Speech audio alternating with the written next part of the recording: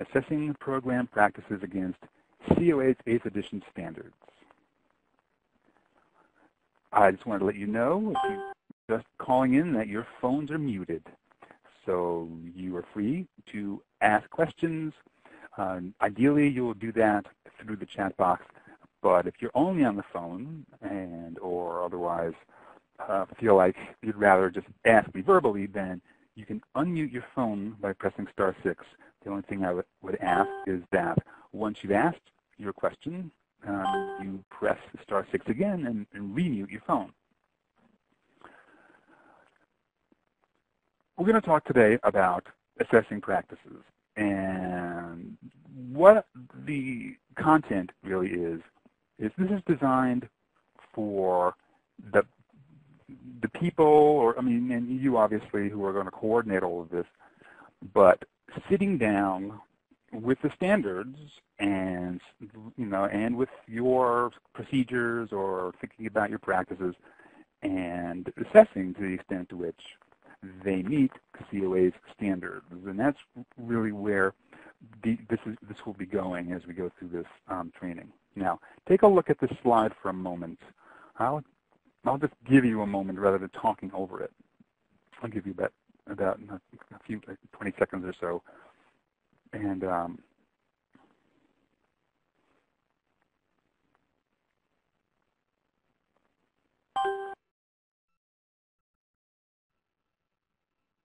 so you can see what this is. This is the time between starting the process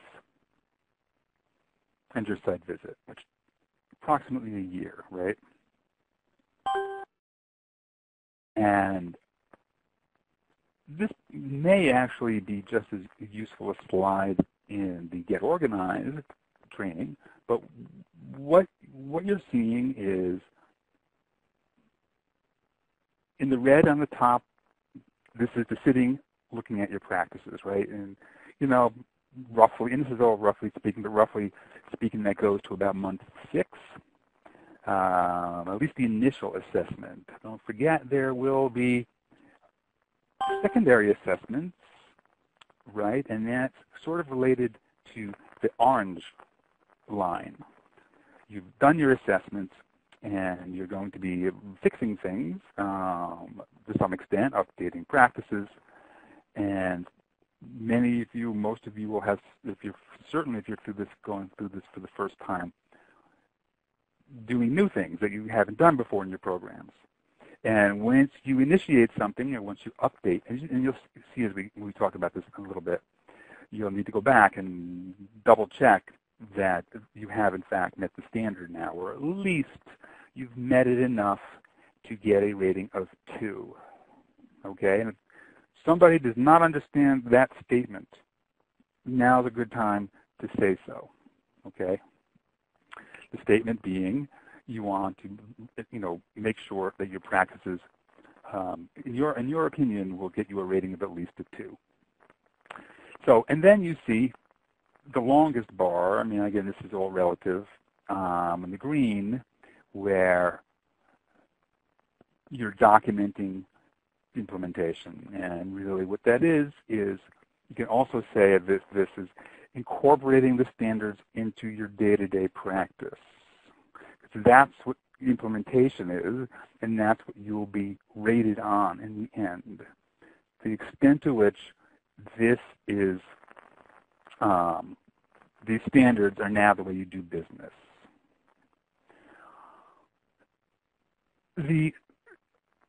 What I was referring to was, Tanya, was that there are 4 basic possible ratings, and putting not applicable aside, 1, 2, 3, and 4, 1 being the highest, and 2 being also passing. So there's 2 passing ratings, 1s and 2s, and 2 not passing ratings, 3s and 4s.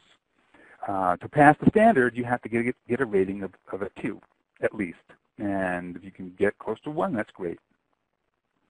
And, in the end of the day, it doesn't matter whether you got a 1 or 2. If you got 2s on all the standards, you're just as accredited as the organization that got 1s on all the standards. So good enough is often acceptable to strive for, especially when things are getting work is piling up. You need to establish priorities. So that was the reference. I want to make sure you understand, basically at least, that a 2 is a passing rating, which is not perfect, but it's okay. It's good. So, overview of the process of and this is the assessing and the what happens as a result of the assessments. Where to start? So I'm going to give you some basic preliminary context, and so for some of you this will be, you may have heard this in other trainings, but I think we have to establish the ground for individuals online who, for whom this is new, and have not taken a bunch of these trainings already. So then we're going to go and look at the comparing practices. And I have a new section. I'm interested to see how it works around connecting evidence to standards. And then there's a section we'll be talking about how to read a standard. And then it's also implementation, prioritizing work, etc. It's a little bit on the agenda today. So we'll get into it. The first part will go pretty quickly, I think. For most organizations, when they begin this process, it really is the case that they're already doing most of what the standards are asking them to do. I mean, the standards don't, they come out of thin air. They represent practice as it has been practiced for a very long time, and you also add in, where appropriate, new. What's new? What does the literature say about different things? What is the research saying? Now, on that note, and I have, for the 8th edition standards, I had responsibility for some of the initial conceptualization of the approach, and at least partial responsibility, if not primary responsibility, for all of the management sections. And I also had a number of service sections related to adult services, like older adults and the homeless and persons with developmental disabilities. And so I can tell you when I say this, for the management sections at least, there's not a lot of research, like the real research, the science research, and most of the research that's out there that is valid research, that's proven, is about specific modalities of intervention modalities. And most of these studies, and you've almost certainly read some of them, and when you define an approach to delivering a service, if you don't adhere to the model exactly, then all bets are off as far as provable outcomes. So the research is there. We look at it, and you'll see in the standards, research, literature references, research summaries and things in different places. But it's there to inform. But the primary basis for the standards is consensus amongst our expert panels and the general review, the general literature on what we know makes a good program.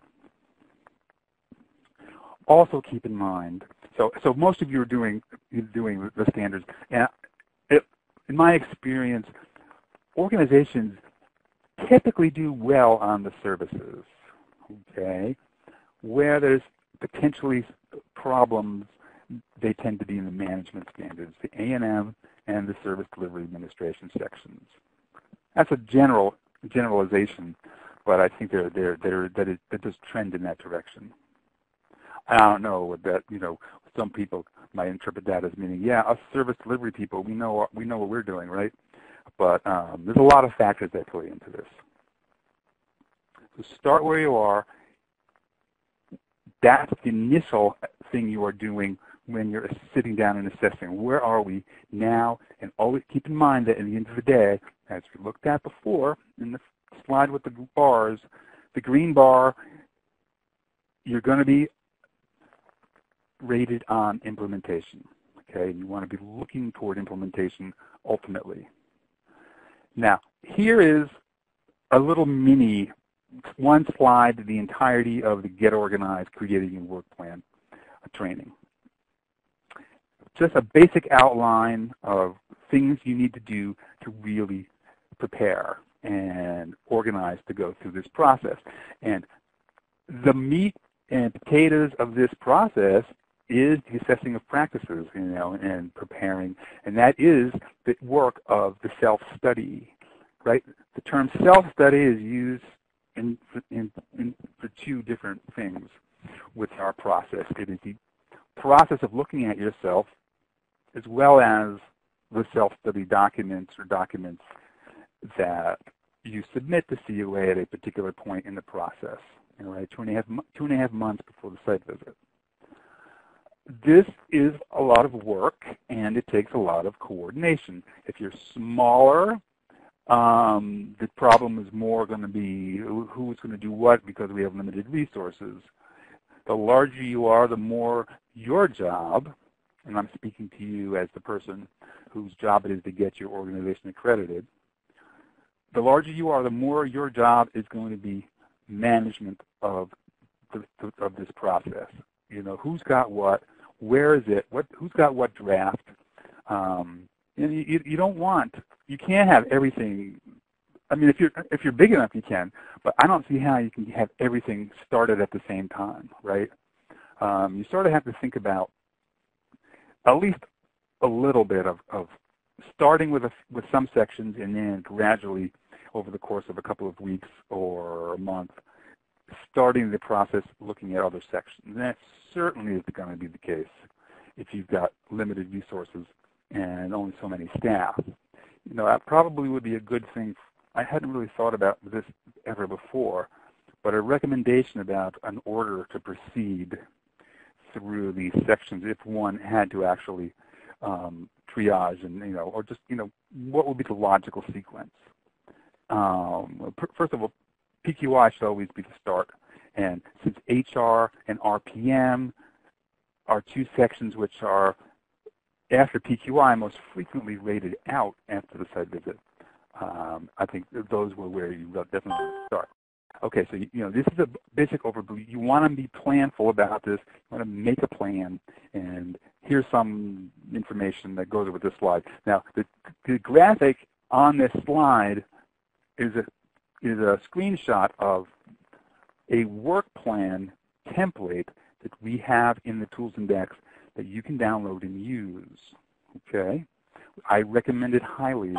I don't know how you can get your organization accredited without a plan. So, and here's one that's designed to fit the process. So, next thing is get your hands on all the documents. What do you have document-wise that will need to be reviewed? I did send. I believe I sent the slides out, unless I did something silly and forget to hit send or something. I did that a little bit later. I did that about 5 or 10 after. So hopefully you've got the slides. You can if they didn't go, then you can let me know. So part of your getting organized is getting a sense of what do we have to review in the first place. Let's get copies of our documents, and to the extent that there are multiple copies, if I was the coordinator, I wouldn't just trust the HR department to do their review and not have my guidance or, taking a second look, etc. So I would yourself have copies of these things, or at least a plan to be able to do reviews. Okay, and see, these I think are some of the more important documents on the top. Quality improvement is a no-brainer. You got to have everything, and you want to see everything. The long-term plan, I've included the HR manual because it tends to have a lot of policies. Probably the greatest bulk of policies are in there. And a lot of organizations have some difficulty with HR standards. Board manual, vitally important. all those policies have to be in there, and you want to see board minutes. Board minutes are evidence for a lot of different standards. Okay. They didn't go out with a reminder email, so just check. And probably, and really the best way if you did not get them is send me an email to my email address. That way I can just hit reply and attach them. Because pulling this, your name out of the chat is sometimes not as easy. So if you don't have it, there's my email address. So you're planning. Part of your plan is getting all your documents together and getting a sense of what the universe is. There's also tools you can use. Go into the tips, go into the tools index, see what tools there are there to help you. That's, I think, the most, as far as helping you get organized, I would definitely go to the preparation tools page, and there's a number of worksheets and things in there, and the page. Some of the sections have really useful tools, like under training and supervision. There's a worksheet that lists all the standards in the management and service delivery administration sections that have training expectations, and list them all in one place. And then there's columns for your staff and names and initials. So really useful document, I think. All right, so let's get into this a little bit. And I did want to just use this as a time to tell everybody that entirely new website about to hit the airwaves. We're going to be, and it is a moving target, but we're getting closer, and probably at this point it'll be May or June. But the standard website is going to be replaced, and the COA net.org will be replaced and merged into a site that looks like this. Now, the old stuff will be up. If you are already in process, you're not going to be forced to go and use new standards and new formatted standards, etc. But it is the future, and if you haven't yet begun the process, that's where we'll be headed. And you may, in fact, if you start the process like in June, you'll come under the new standards, possibly, because we may do a rolling test with it. But I just wanted to point out too, what the primary thing we're going to do here, from my perspective, as far as usefulness with the standards, is merge the evidence into the sections of standards. And here's an example of what that might look like. Okay. In order to assess your practices, you also have to understand evidence, okay? Because what I'm going to argue is that in many ways, you should start with the evidence for these reviews, okay? And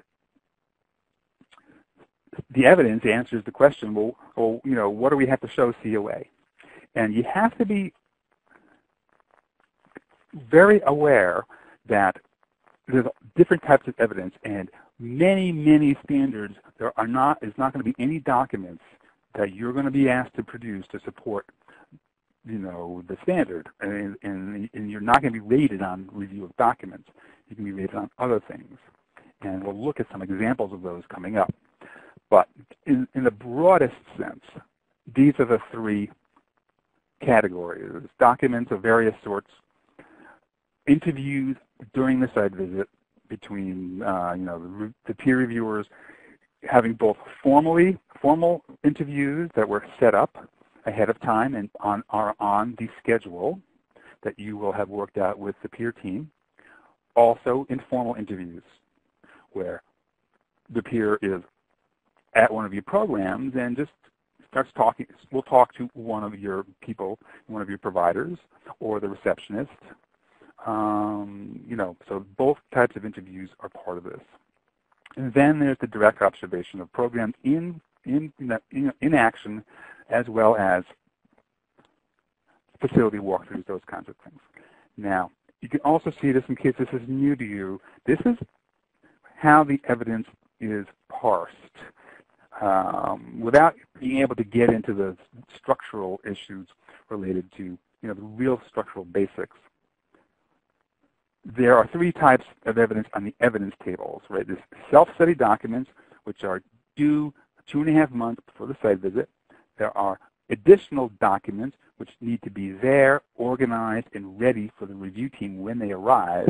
And then there are various on-site activities, and largely revolving around interviews, but you can also see, in the case of this, ASU1, it also lists observed facilities. Now, this takes that document and explodes it into a much more detailed look at the types of evidence that come into play during a site visit, and that they're all part of this. And there are probably some that aren't here. Different types of meeting minutes, for example, from different types of committees which operate really differently. But these, I think, this is the world of universe of evidence. I've separated documents from records. Maybe you could argue with me, but so documents of various sorts, minutes, data reports, narratives. Narratives are part of your self-study, and that's you'll be required to submit narratives and documents related to those. You should not overlook the importance of the stakeholder surveys as a source of evidence that contributes to your final rating. You'll see an example when we look at evidence coming up.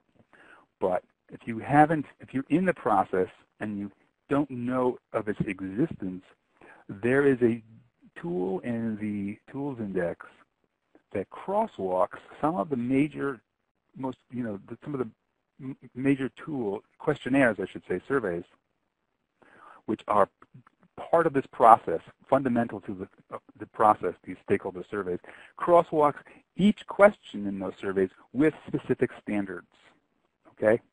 So I think that's an incredibly useful thing to know, especially as we'll see when there are standards that have no evidence, documentary evidence attached to them. I'm going to skip this slide because I actually made some updates on these slides just before that we started, although I will reference the bottom one, interviews. Okay, you see here in Gov2 a core concept with no documents listed. Okay, so we'll come to this too, but there are a few of these, and actually many, where the documents listed just do not cover all the standards in that section. So it's going to be really important for you to get a handle on that and work with the people who are doing the reviews, because if you look at the standards, if you know the standards in Gov2, it's not that you wouldn't have documents. I mean, they involve community meetings and things, but for this standard, it was felt that we'll get our evidence through the interview process. And so, again, you got to pay attention. It's really important you understand the evidence. And I'm actually thinking of creating a webinar called Understanding Evidence, where I go through basically this slide and say, well, what do we mean? What do we want with minutes? And issues related to the service narrative and the narrative submissions. Things like when we talk about a table of contents for a training curriculum, what do we want? Because I'll tell you, we don't often get what it is we're looking for. So. And if you have questions about evidence, certainly you can talk to your coordinator or you can talk to me. Let me just see what the question is.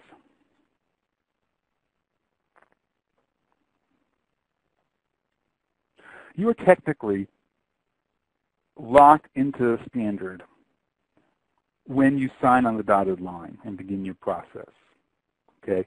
From that point, you have agreed to meet the standards that were in effect at that moment. I will say, however, that the vast majority of updates to the standards provide relief or some other sort of benefit to the organizations. It's not that often that we make our standard harder. Almost always, if we're altering the standard itself, we're making it a little easier in some way based on experience with agencies using them and peers telling us about them.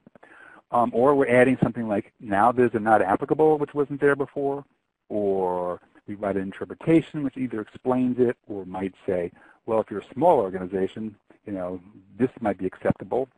In some cases, we even define, tell you how to get a rating of 1 or a 2. So you're not expected to look at them, but I think there's a lot of value in looking at those updates. And besides the fact, they're only going to come out quarterly, and so anyway, that's my 2 cents on the topic. All right. As I said, start with the evidence, right? That answers the question, at least, what does COA want us to produce? And then, as I said earlier, we'll go and we'll look at some issues related to connecting standards and evidence. But that, I think, is the way to go. I think this is rather than start with the standards and think, all right, what do we need here? I would, before a person sits down and looks at fundraising practices, for example, as in this example, have all your fundraising documents there. And the first place to do is look at this table and go see what we're looking for and go get them, okay? Or, so that's, I think, the first activity, looking at the evidence table, figuring out what it is you want to compare with, the standards with, and then getting those documents so you can actually do that review, okay? Now, also, let me just say, I didn't do any, earlier, I didn't do any, actually, let me look back for a second. I didn't ask who's reaccredited or new. If you have any tips that you've used at work about any of this, please feel free to share them. A lot of the examples I use and try to make these trainings a little less dry if I have some examples, and I guess I've got a lot of good examples from people who have commented about different ways they approach things. So if you've got something worked, if you feel like sharing it, please do so. Okay, starting with the evidence, getting the evidence in front of you. What I'm going to do now is I'm going to give you a real basic framework for proceeding through the evidence, the assessment. Okay. Now, maybe it's really too basic for some of you, but just bear with me, and maybe new for some people. And I'm just going to recommend a way to approach this. Okay. Now, first of all, I already talked about getting the evidence, getting the documents together. Generally, I recommend you work through the standards core concept by core concept.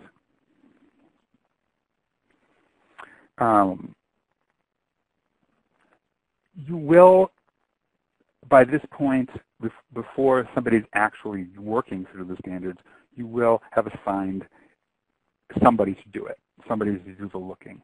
And there's a couple ways to do this, which we'll see on the next slide. I'll just point it out. But work through it.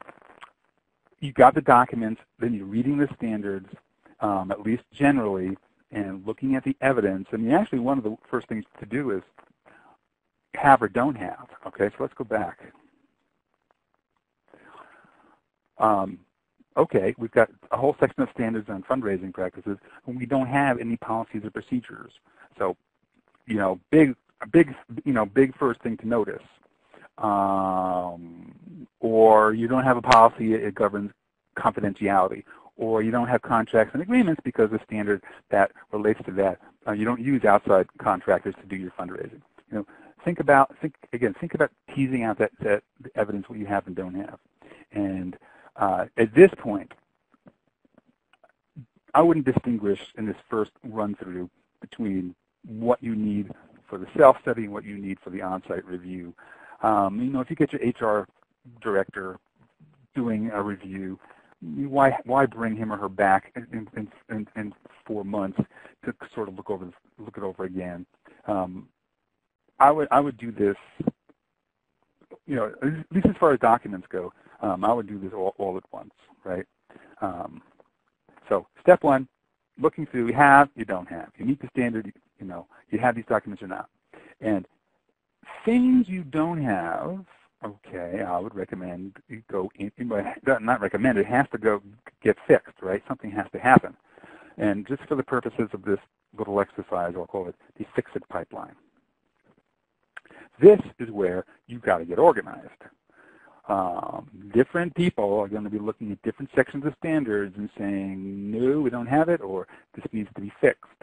And then you have to start to track that, right? What has to be done with it? Who is going to do it? Is it a lot? Is it a little? Is this something we've never done before, so there's going to be a whole putting into place? Or is this something that requires some minor tweaks? When is it going to be due? Who's going to be drafting? Is there somebody else who has to review it? Does this policy, if it's a policy, it has to go to the board. All policies have to go to the board for review and approval. If it's a procedure, there's somebody who has to approve it. Hopefully, you've populated your accreditation committee with people who can do those kinds of approvals and who have the authority to make those approvals. So anyway, first step, have or don't have. Don't have, get into the process for getting things fixed. When you have something, then the question is, now you're digging a little deeper. Okay, the easy one is we don't even have that document, or we don't do that practice at all. When you do it, that is where you have to start to look a little deeper into to what extent it meets the standards. Now that typically requires expertise to do the evaluation of whether your assessment practices meet the standards, for example. Right? You're going to need a program person to do that, somebody who does assessments. This almost certainly, this level does require expertise. For the first step, you may be able to use direct service or administrative staff to do the we have it, we don't have it, people within those departments, etc. Should you just have the expert do all of it? You could. Why not get more people involved? Why not get more people involved in this process, get more buy-in, right? But that, again, that is a little bit more to coordinate too. So that's step two. So you're doing the assessment. If it meets the standard, and you're probably not, and your staff are probably not going to be sufficiently versed in how this all works to be able to say, I think this is a 2. Well, maybe it's a rating of 3.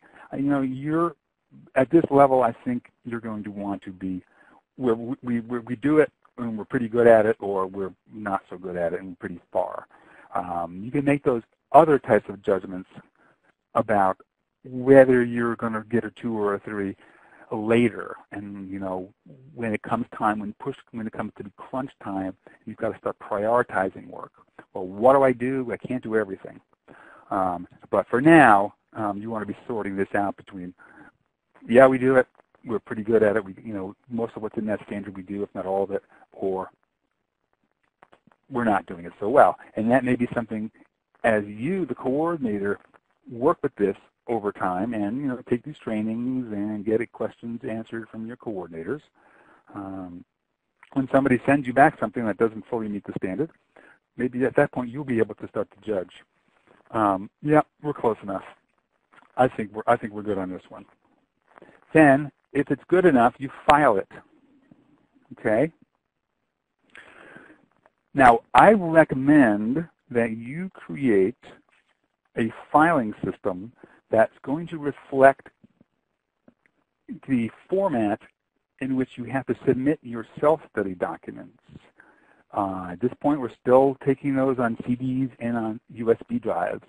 You're going to need to create a file structure that is part of the process, and you're going to have to link specific documents to a table of contents form. Why not, when things are done, why not file those into a pre-established folder structure that you can drag and drop onto your USB drive later.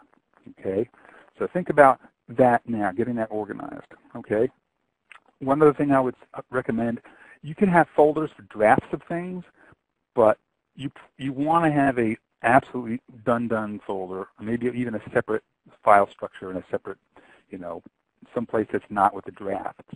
When something is completely finished, only documents go into those folders, and nobody else has access to those. Don't let anybody go rooting around in your final finished file folders. You don't know what havoc they could wreck.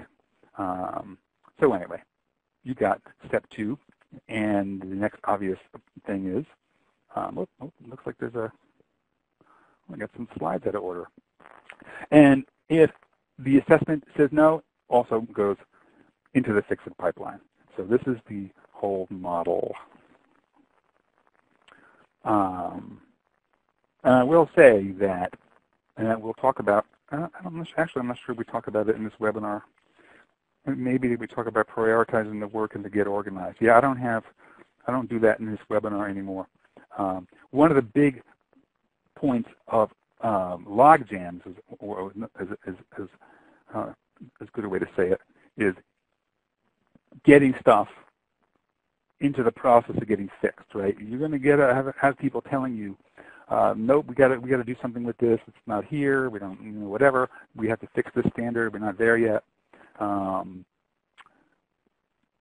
going to pile up, right? And you have to start assigning that out and putting due dates on things. So that's one place where things can get log jammed big time, right? One of the other places is on the other end of this pipeline. As things come out already drafted, as people are telling you, okay, here's these documents, these are done, take a look. I mean, that's another place where things can get backed up. And being planful about this.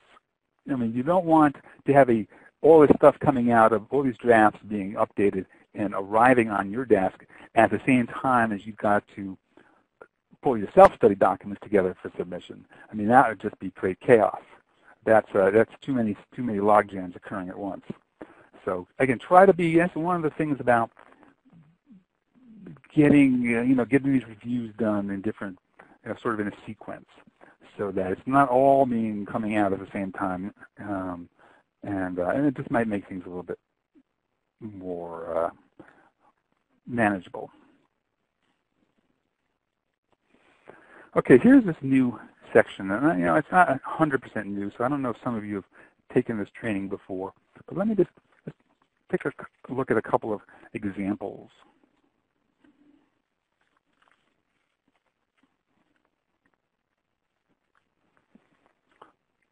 Here's a standard, ETH 101, the first standard in the book. The public has access to clear, timely, accurate information as appropriate to the type of organization, programs, activities, finances, etc. If you look at the evidence for ETH1, there are 2 documents that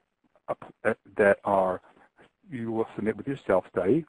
Documents review the governing body manual on site, and then you have this long list of potential people who will be interviewed. So what applies to the standard, right? Now, access to clear, timely information seems to me the mission statement is part of that, and the intention is that the annual report or other publicly available documents are also applied to ETH 101. Okay, so the governing body manual, minutes of board meetings, to my knowledge, I don't see how that will apply unless it's a policy, right? But we're not asking for a policy here. You may have a policy about, access, clear and timely information, and that's great. You'll have that policy. But at this point, we're not asking for it, so that's not something you'll have to produce for us. If you do have it and you want to produce it, that's icing on the cake for you. So you've got a couple of basic documents. On their own, don't tell us very much. They tell us something. So for this standard, I think the real evidence for and you'll be rated on will come from the interviews. Okay, so this is the first example of parsing the evidence to a standard. And you know, if this is useful, please, you can tell me, or if you think it's, you know, redundant or not useful, tell me that also. And here's another standard in this section, ETH 104. The organization eliminates internal and external barriers to achieving ethical practice throughout the organization, etc. That's a pretty general, open-ended standard, right? That again might relate to a policy, but again, we're not asking for a policy. That's about culture. That's about what happens in a, you know, this is about, you know, a culture within your organization. That will almost, this, as far as I can tell, this is entirely going to be rated based on interviews. And also the reviewers walking around and getting a general sense of things. Okay?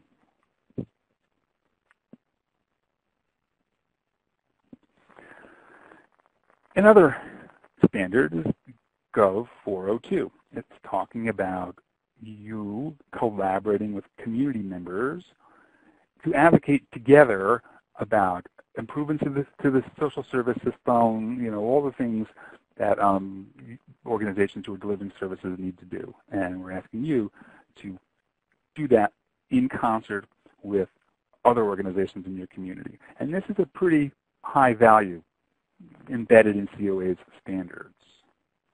Okay, so let's look at the evidence. Self-study, summary overview listing various education and outreach activities. If you have already been familiar with the standards, you know that relates to Gov 401.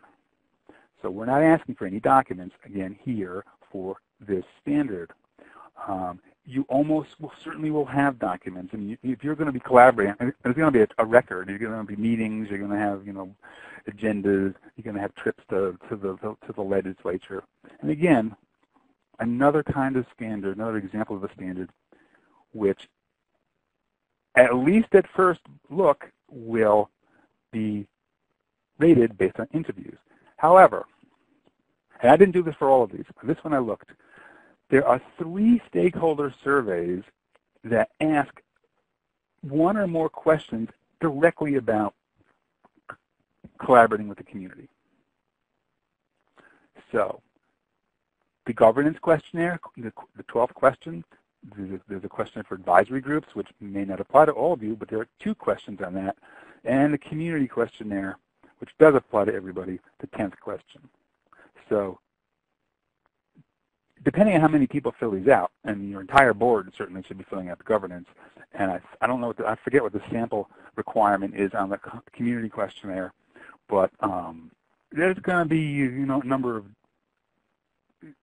this is another fairly significant source of information that'll tell the peers to what extent you're meeting this standard.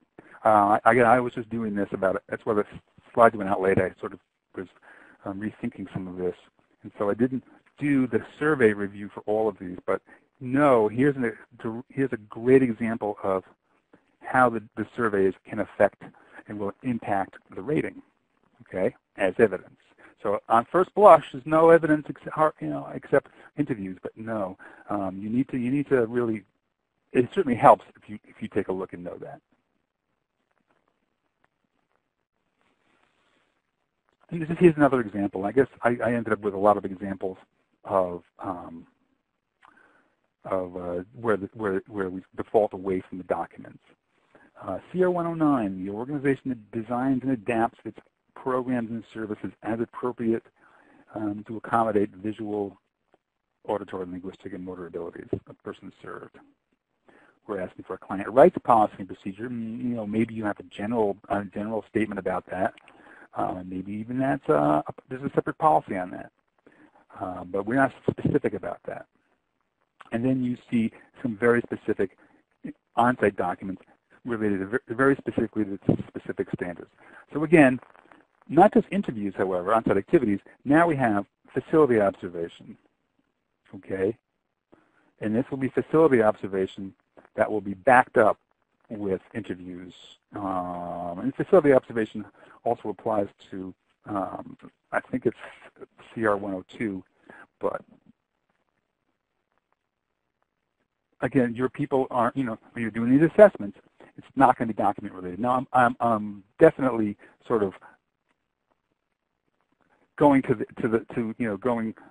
emphasizing where documents don't play the role, and I think that's because it's not always clear. I was on a call the other day, and then that exact question came up. I was on a call with an organization, and they said, well, looking at the standard, and it's like, well, how do we document this?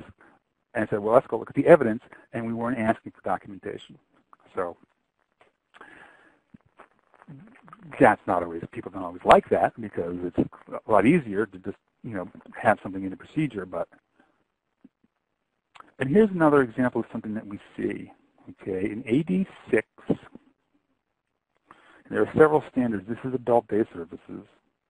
Programs are age-appropriate, culturally diverse, adjusted to the functional levels of individual program participants. The evidence is include in program description in the service narrative part 1 program information.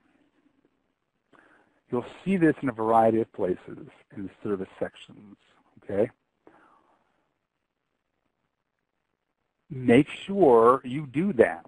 Look through standards in 86, and if it doesn't fit under activity schedules or educational curricula or description of nutrition program or emergency protocols, it's not going to be reviewed in case records because it's on site.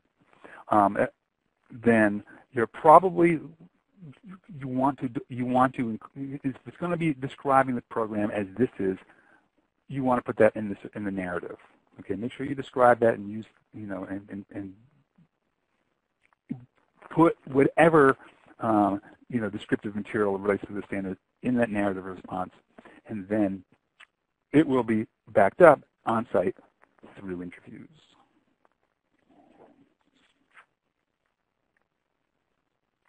Was that helpful? Was that interesting? Was that useful to you? We haven't used the feedback window. If you would prefer to answer yes or no through the feedback window, you can do that. I'm trying to build into some of these trainings some real roll-up-your-sleeves, hands-on type of information as opposed to overview information. So if there's something also that you would like me to include or build into some of these trainings, again, you can always give me feedback about that. So a couple of things about standards. The question is, the first question is, what does the standard want from us, right? And I went into some more detail about this at the earlier at the mock, how to conduct a mock site visit training, which I think some of you were on. But what does the standard want from us? And be sure to read the entire standard. Make sure that your people read the entire standard, first sentence, first word to last word. You'd be surprised how often I get a question about a standard, and then the answer is actually sitting right there in the last 3 words. So, okay, so what do we want? Realize that standards are goals. And this is where 2 passing ratings comes into play. We're not asking you to be perfect. As I described earlier, you're just as accredited with lots of 2s as the organization that's accredited with all 1s. Okay? You don't have to pass all the standards. You don't even have to get 1s and 2s on all of the standards. Almost every organization that's accredited has some ratings of 3s and 4s in some places. But they do not have them, first of all, in places that they can't. Right, there are mandatory standards that you have to get a rating of 1 or 2, or they don't have them in great abundance. So don't have to be perfect. Standards are goals. The standards describe what, not how. We try to leave the how to you. So there can be a lot of different ways in which organizations meet the specific standard, and if somebody is and there may be a variety of ways in which within your own organization, that a standard can be met, between different programs, or even between different geographic areas. So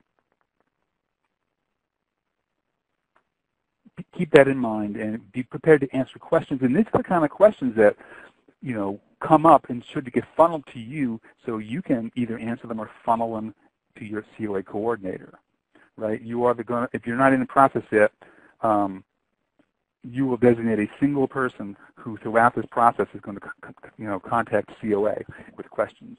And you are the conduit on your end. And for the most part, your coordinator here is the conduit on our end. So, and also really important, do not overlook notes and interpretations. Make sure they understand that. Not every note or interpretation is going to apply to you, and not every note or interpretation is going to provide useful information in your situation. However, many of them do, and they cannot be overlooked. Okay. And this is really, you know, coming back to this, we already talked about this, whether it's a document or an interview or an observation or whatever, how well does the current practice meet the standard? And in some cases, if you have the appropriate people, you know, people expertise to doing these reviews at this level, how close are you and what specifically is needed to get you over, you know, as close as you can. Now, I recommend very much, very strongly, that you crosswalk standards whenever possible. Okay, and here's a complicated-looking slide, especially standards with a multiple bullets like this one, ETH 201, in the bottom right is conflict of interest policy, and it has 1, 2, 3, 4, 5, 6 elements. So I would crosswalk any standard with multiple elements and any standard that's certainly a minimal one that's a fundamental practice standard, okay? So what we've done here is a bullet-by-bullet crosswalk, right? So this person, looking at the lower right, was looking at the conflict of interest policy against the standard and says, okay, COA wants us to make sure we define conflict of interest. Person looked in your policy, yep, we do that. Identify groups of individuals, check, got it. Addresses transactions between governing body members, advisory group members, owners, staff, and the organization. Nope, I do not see that anywhere. D, addresses policy enforcement. Nope, not there. So that kind of close review, okay? And as I said, very few organizations get all 1s and 2s. Almost every organization does get some 3s, okay? But let me just say how this might actually work out in practice. Here's a standard, ETH 201, 6 elements. At this point, 2 of the elements are missing completely. So, so you've got 4 out of 6 elements. If the reviewer to review this now, what would the rating be? Now, I can't say for sure because there's a lot of variables that go in here, and there's other standards related to conflict of interest. But if you were out on 1 element, a peer is likely to give you a rating of 2. If you're out on 2 out of 6, you're probably in 3 territory here. Okay, so that's sort of how it can work. And it's not a strict formula here. Some of these elements may be more important than others, but that's important, and that's how this will work. However, the other thing is, when they are rating an entire core concept, say ETH 201, 202, 203, and 204, and you could maybe, ETH 201 is probably the most important standard in that section. You could get a rating of 3 on one of the standards in that section and still pass the whole section. So I can't really get too much further into that. It gets a little esoteric and we're running out of time. But crosswalking, important. And what I did up in the upper right is in the conflict of interest procedures that on where you have them, yours, write in where the different elements are. So, if ETH 201D is found here, have your person write that in the margin or write that in there. So you can know where the COA standard information is and vice versa, okay? If you take this approach, you're going to really know where you stand. And again, creating a system to track progress.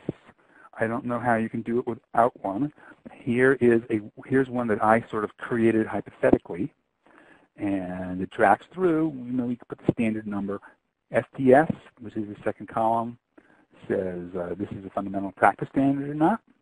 And initial rating, that could be either a 1, 2, 3, or 4, or if you are using yes, no, basic approach, we're doing it, we're not doing it.